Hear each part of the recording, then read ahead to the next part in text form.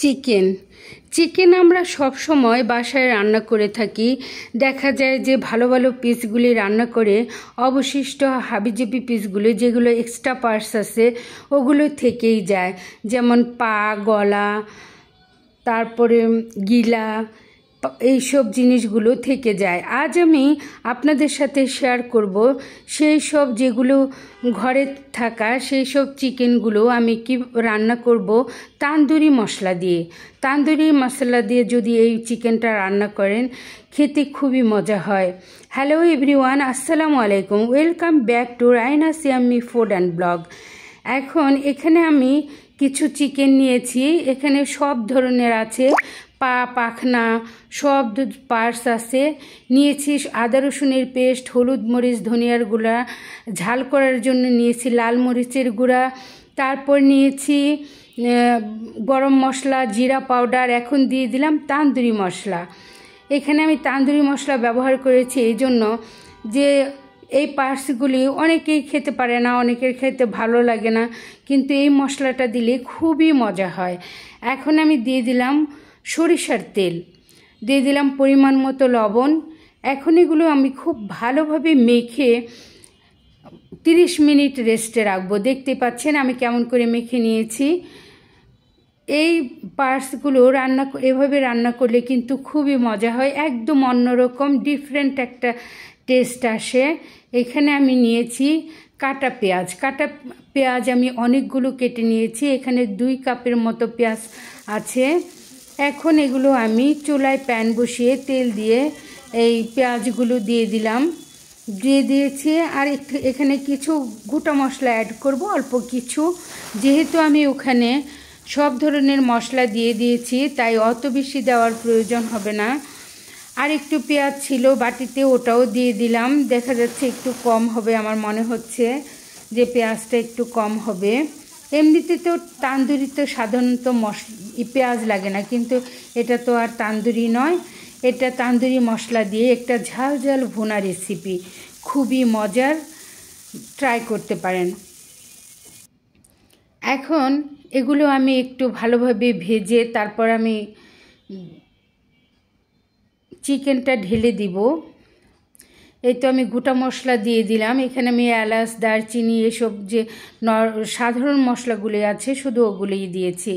এখন দিয়ে দিব চিকেন। এই তো চিকেনটা দিয়ে দিলাম। এখানে সব কিছু আছে, কিছু এমনি সাধারণ গোশতও আছে কিছু, আর সব এক্সট্রা পার্টসগুলো আছে।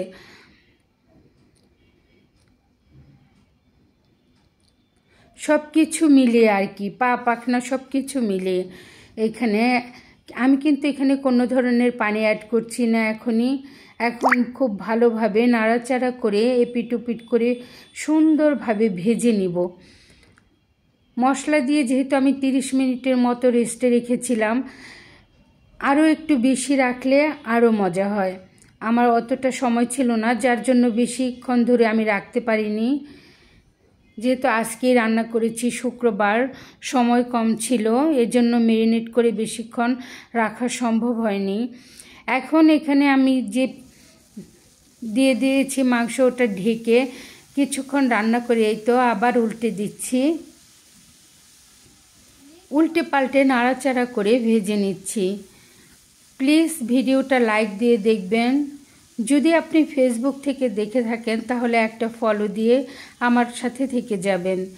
অল্প একটু পানি এখন আমি ওই বাটিটা ধুয়ে দিয়ে দিলাম। যে বাটিতে আমি চিকেনটা মেখে রেখেছিলাম ওই বাটিটা ধুয়ে অল্প করে পানি দিয়ে দিলাম।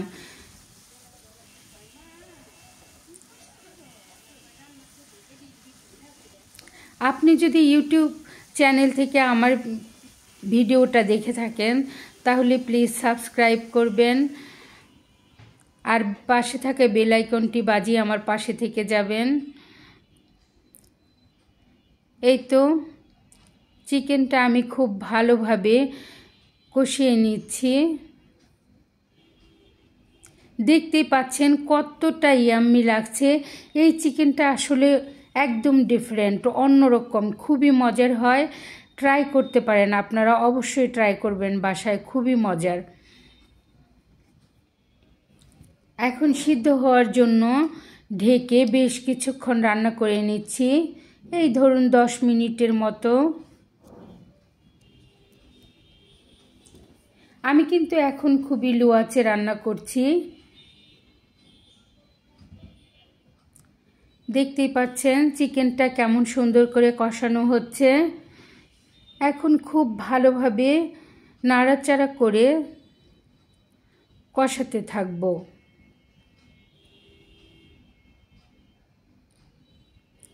তান্দুরি মশলা এই চিকেনটা রান্না করলে খুবই মজার হয়। আমি যে রেসিপিতে রান্না করেছি এই রেসিপিটা যদি ফলো করেন দেখবেন খুবই মজার। কষানো হয়ে গেছে, একটু পানি দিলাম গ্রেভিটা হওয়ার জন্য। আমি তো আর ঝোল রাখছি না, এমনি হালকা হালকা মাখা মাখা ঝোল রাখবো, এর জন্য একটু পানি দিয়ে দিলাম। এখন আবার ঢেকে কিছুক্ষণ রান্না করছি, 5 মিনিটের মতো। ঢেকে দিয়েছি।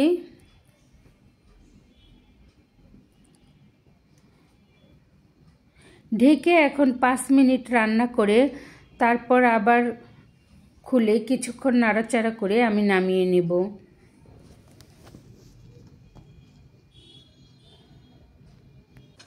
এমনিতেও সাধারণ চিকেন রান্না করলে এই রেসিপিটা ফলো করতে পারেন। এই চিকেন রান্নাটা কিন্তু খুবই মজার হয়, একদম ডিফারেন্ট হয়। বাসার সবাই পছন্দ করবে ইনশাআল্লাহ, খুবই মজার রেসিপি। দেখতে পাচ্ছেন আমার চিকেনটা প্রায় হয়ে গেছে।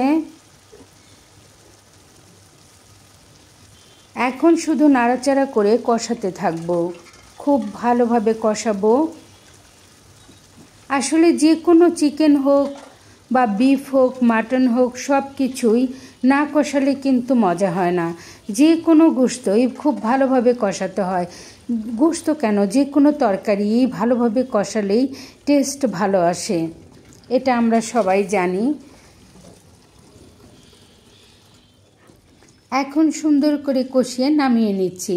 আমার কিন্তু রান্নাটা হয়ে গেছে। এই তো নামিয়ে নিয়েছি। দেখতেই পাচ্ছেন কতটা ইয়াম্মি হয়েছে। দেখতে যেমন ইয়াম্মি হয়েছে, খেতেও খুবই মজার হয়েছিল। আমার পাশে থেকে মজাদার এই রেসিপিটা দেখার জন্য সবাইকে অসংখ্য অসংখ্য ধন্যবাদ। আসসালামু আলাইকুম।